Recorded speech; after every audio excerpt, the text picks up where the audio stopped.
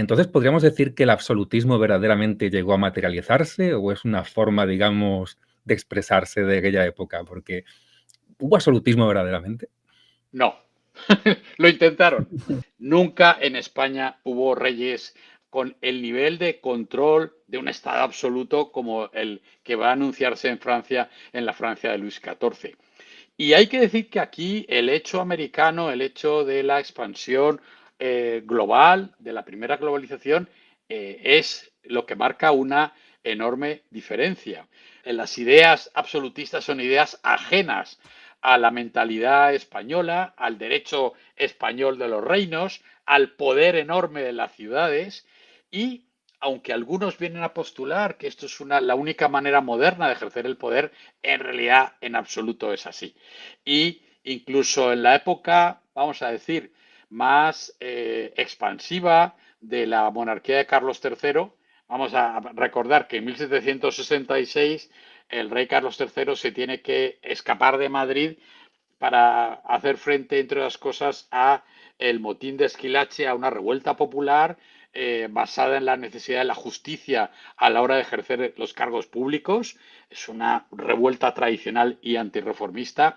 Y bueno, Carlos III, que ya es un rey veterano y mayor, viene de Nápoles, aprende muy bien que una cosa es el ejercicio del poder y otra esta contemplación abstracta, ¿no? De lo que puede conseguir un rey.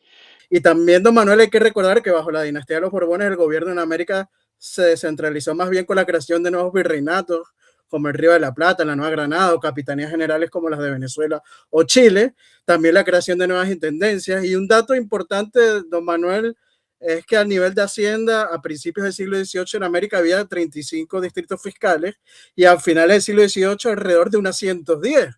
Sabemos más bien que se está descentralizando. ¿Cree usted que el mito de la centralización es una narrativa creada más bien por los nacionalismos periféricos y también por el nacimiento de las nuevas repúblicas en América? Pues no tengo ni la menor duda, Emilio, de que es así. O sea, y aquí tropezamos otra vez con un mito. El mito es muy sencillo. Los mitos lo son siempre. Las reformas borbónicas, la llegada de unos señores con peluca agresivos a América que querían cobrar impuestos y explotar a los pobrecitos indígenas, etcétera, etcétera, es lo que justificaría los gritos de independencia y, bueno, pues eso que llaman el proceso de emancipación a partir de 1810. ¿Qué sabemos sobre eso a día de hoy?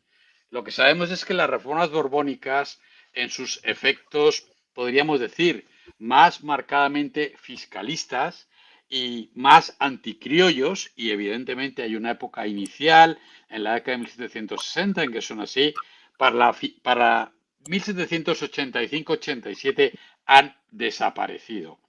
Y lo que tenemos es una vuelta a los viejos mecanismos de la negociación, del pacto, vamos a decir, el aquietamiento constitucional, porque lo que en la década de 1780 los ministros de Carlos III tienen clarísimo es que quieren evitar a toda costa que se pueda producir un proceso de ruptura terrible como el que se acaba de producir con la independencia de Estados Unidos por las pésimas políticas establecidas a partir de la Guerra de los 7 Años.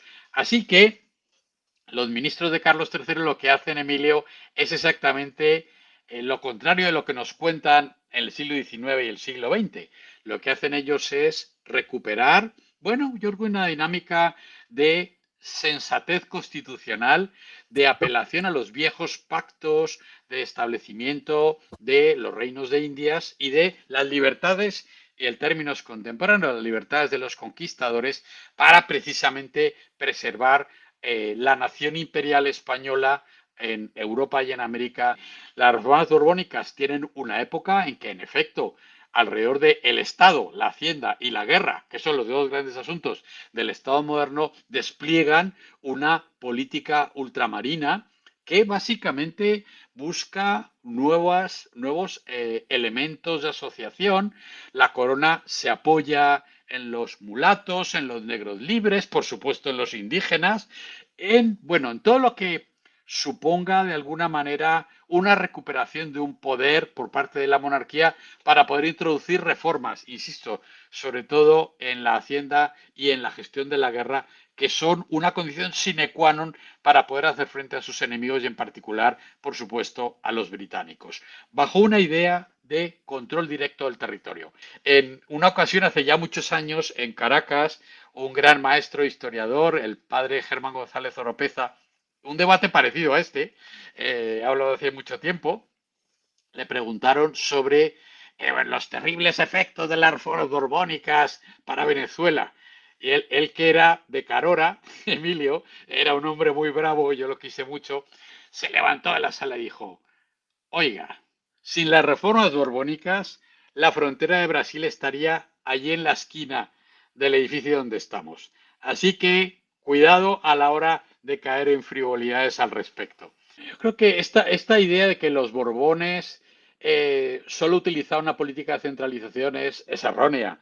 Los Borbones impulsaron en todas las áreas de frontera, que ellos sabían que eran directamente incontrolables desde una idea europea del control de las fronteras, utilizaron las mismas técnicas brillantes de poder blando que habían utilizado los austrias.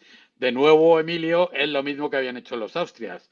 Los parlamentos, las negociaciones, bueno, la determinación de dónde están los indígenas aliados y los indígenas enemigos y toda esta cuestión, ¿no? A mí me gustaría preguntarle, don Manuel, algo muy interesante, que es sobre la continuidad entre los Austrias y los Borbones, porque hay historiadores como Alberto Bravo que han demostrado este mito, ¿no? Entre la dinastía de los Austrias y los Borbones hubo una continuidad, porque cuando Felipe V llega a Madrid, mantiene prácticamente el 90% de la administración de Carlos II. El último libro, hace nada se presentó, de Luis Ribot sobre Carlos II, precisamente lo que muestra, y hablamos de, no de opiniones, de trabajo de archivo, de biblioteca y de material de primera mano, que en realidad el personal político de la última época de Carlos II, con las luchas de poder acontecidas a partir de 1700, es realmente el mismo que va a poner en marcha el reinado de Felipe V. O sea que esto de los Austrias y los Borbones y se acabaron un día, empezaron otro, olvídense, este no es el mundo del antiguo régimen. Es un mundo de continuidades, de pactos, de negociaciones, de alianzas que cambian de una manera muy lenta. Ciertamente, la época de los Austrias es una época de monarquía compuesta o compacta, es como se definiría, de delegación del poder. Diríamos hoy quizá, yo me atrevo a decirlo, de poder blando. Eso es lo que mantiene la continuidad del imperio español en el siglo XVI y XVII, realmente de Felipe II en adelante. Y en el siglo XVIII hay otra idea de Estado moderno. Y esa idea de Estado moderno tiene que ver con el poder directo del Estado, con la existencia de un ejército y una armada que no son milicias provinciales, son verdaderos ejércitos tal y como hoy los podemos concebir, el Real Cuerpo de Ingenieros, las academias militares. En ese sentido, esa es la diferencia básica entre los Austrias y los Borbones, que se ponen en marcha lentamente. Frente a un Estado que actúa por delegación y que externaliza los conflictos, en el siglo XVIII tenemos un Estado borbónico en España y sus Indias, cada vez más una nación imperial española que tiene sus propias herramientas para poder intervenir en el territorio en España y en América. Otra cosa fundamental, Emilio, la unificación legislativa y la unificación jurisdiccional. Esto se suele olvidar demasiado, ¿no? En España hablamos todo el rato del decreto de nueva planta de 1707.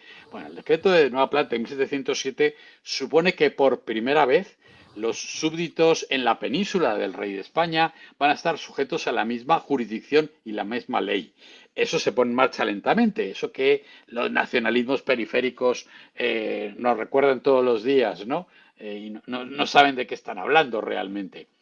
En 1747, todos los súbditos del rey de España en los reinos peninsulares están sujetos a la misma ley y la misma jurisdicción. Eso es lo que se va a poner en marcha en América a partir de ese momento, y las reformas borbónicas en América vienen a representar esa misma idea de una vinculación con un régimen político, por supuesto, con un señor natural, el rey, pero también con una comunidad política, emocional, que va a anunciar ya, evidentemente, la nación de ciudadanos que se proclama en la Constitución de Cádiz de 1812. Yo creo que el gran rey de los Borbones del siglo XVIII es Fernando VI, porque Fernando VI, que nunca tuvo la menor intuición de que él iba a reinar, hermano tercero, en fin, se da cuenta que el reino necesita tranquilidad, necesita poner en marcha las instituciones, necesita, bueno, recuperar la quietud interior, podríamos decir, recuperar la fiscalidad.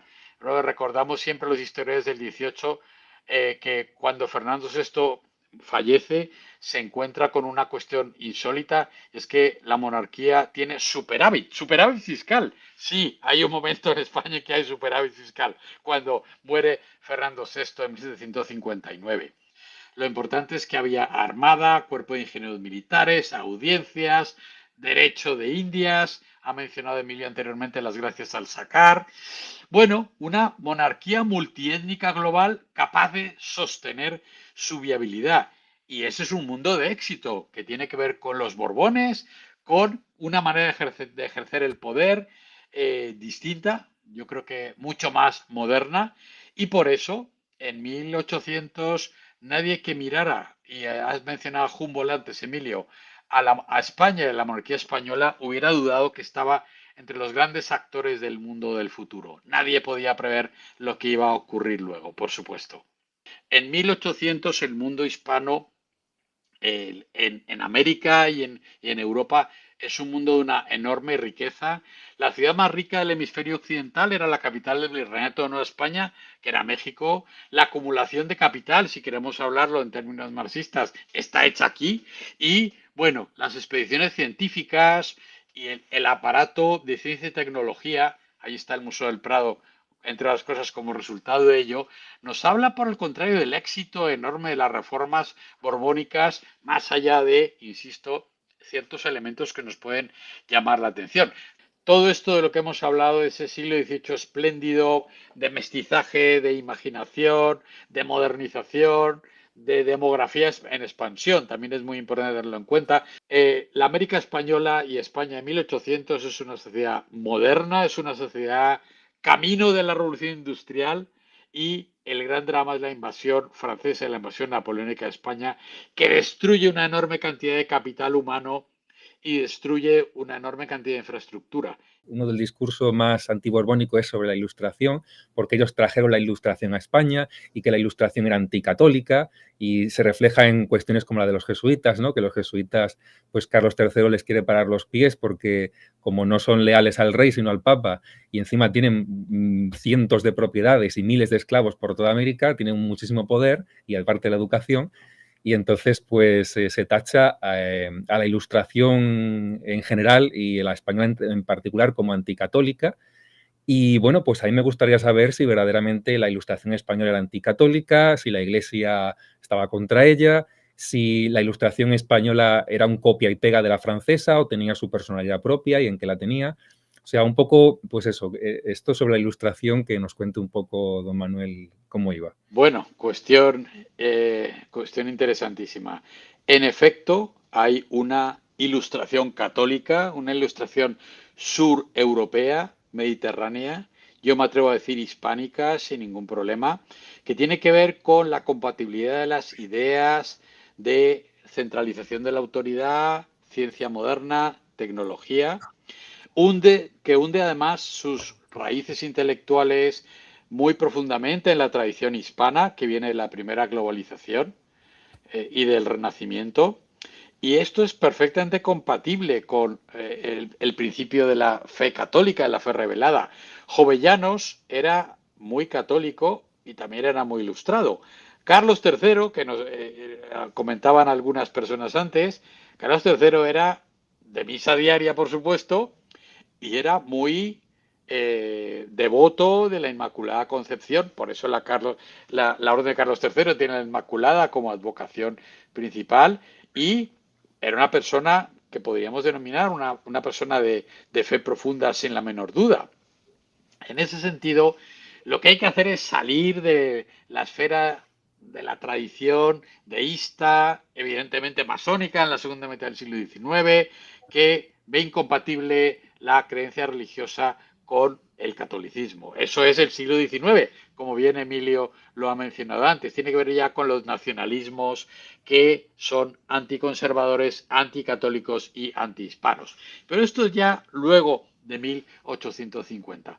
Por el contrario, esta tradición en la que nos podemos ver muy bien reflejados de una ilustración, insisto, católica, mediterránea, hispana, napolitana, iluminista, ve perfectamente incompatible la existencia de una práctica religiosa con, que hoy llamaríamos quizá tradicional, habitual, con, por supuesto, una posición determinada de modernización política en términos regalistas y de expansión del poder del Estado. Franco Venturi lo ha explicado muy bien y yo creo que hay que salir de esta cuestión absurda de pensar que la ilustración francesa va a explicar aquí algo, o la ilustración alemana o la ilustración escocesa. Ciertamente, y lo acaba de mencionar alguien también, la posición aquí de los reyes y de las dinastías son muy interesantes, pero sabemos suficiente sobre Carlos III, que yo creo es uno de los grandes protagonistas de la conversación de hoy, sobre su práctica religiosa y su apoyo a todo lo que no era incompatible con el ejercicio del poder monárquico tal y como él lo entendía. Ese es el problema aquí al final, ¿no? El Vaticano versus la monarquía española, y eso viene del siglo XVI, viene de Felipe II, a la hora de entender qué ocurre en el siglo XVIII español. Y acordémonos que Felipe II tuvo muchísimos conflictos con el Vaticano. A día de hoy definiríamos que en realidad fue el protagonista de una monarquía universalista y no de una monarquía católica, tal y como sí va a operar durante el siglo XVII, desde Felipe III, Felipe IV en adelante, cuando el rol de los confesores reales es vital para transmitir un poder vaticanista, tal y como quizá podríamos entenderlo hoy, dentro de una lucha absolutamente lógica entre poderes temporales. Y la monarquía española era el mayor poder del mundo. No hay que olvidarlo nunca a la hora de entender esta cuestión. Reyes buenos, reyes malos, que lo he visto ahora ahí. Bueno, yo insisto en que lo importante es que la monarquía demostró ser una fórmula de gobierno capaz de, Emilio, manejar la guerra, manejar la hacienda, crear una comunidad política y emocional y de estructuras de colaboracionismo de las élites y no solo de las élites, que es lo que explica que el Imperio Español durará tanto. En efecto, lo ha dicho Marc Arnau, lo he visto ahí, creo el nombre que su nombre, no hay imperio sin colaboracionistas. Y esa es la historia de la política en la monarquía española, el haber sido capaz de establecer una comunidad en la cual todavía hoy podemos reflejarnos en términos de el pasado que nos unió y que nos mantiene unidos. Yo creo que lo fundamental es que el público tome conciencia que existe una leyenda negra específica contra el siglo XVIII español y la dinastía Borbón. Si de verdad queremos defender la hispanidad y combatir la leyenda negra española, también debemos rechazar firmemente la borbonfobia, que lamentablemente se ha colado en ciertos sectores del hispanismo. Yo creo que esta actitud, chicos, muchas veces inconsciente, termina sirviendo de instrumento a la propaganda, llamámoslos enemigas, porque caer en la borbonfobia implica críticamente las tesis de los independentistas americanos del siglo XIX y de la ilustración francesa hispanófoba, algo totalmente falso, porque el Imperio Español durante el siglo XVIII alcanzó su cenit territorial y un siglo de reformas consolidándose como una gran potencia mundial, tanto en lo económico como en lo cultural como en lo militar. Así que bueno, a desmontar estas mentiras que tantos daños hacen a nuestra historia común, pues.